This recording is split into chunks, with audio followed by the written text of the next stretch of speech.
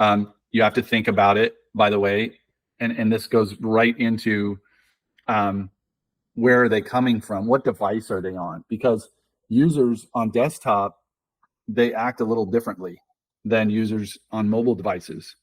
And so the information hierarchy is the same, but you right away, if you're developing a website or a landing page, let's take a landing page for an ad campaign. So an ad campaign, and let's say it's a roofer, and let's say the roofer is, in roofing, you have replacement and then you have, new build.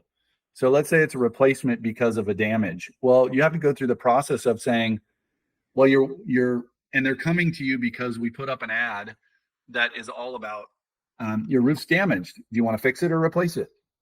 Like that simple. So when you think about why the service you're providing, you have to think about why they're getting there, why they make that choice. Oh, you want to, so you might even say have two buttons, replace or repair. If you pick replace, it should take you down a path that shows you messaging that says, oh, you want to replace your roof. Oh, okay. Here's how we do it. Here's a bunch of clients, our customers that told us we did a great job. Here's our rating. Here's how to get a hold of us. Make it simple, but informational. So to answer your question, when? Well, you have to go through that process before you start creating advertising, or before you start creating a website. If it's, let's say it's on the organic search side. So now you want to have a website that gets found. Well, the design doesn't help it get found, but when people find it, it needs to have that information hierarchy that basically right away says, oh, we're roofers, we repair or replace or new construction. Any of those scenarios, we can help you. We're a roofer, we're top rated. Here's some people what they said. Maybe there's even a video.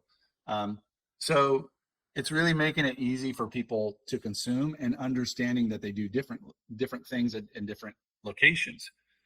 It used to be, and Alessandro will remember this, it used to be you had to have physically two different websites, one mobile site and one for let's call it desktop, laptop. Yeah. Now they're combined, but you can tell which browser people are viewing from. If it's a mobile browser or a mobile device, you can display the site differently than a desktop.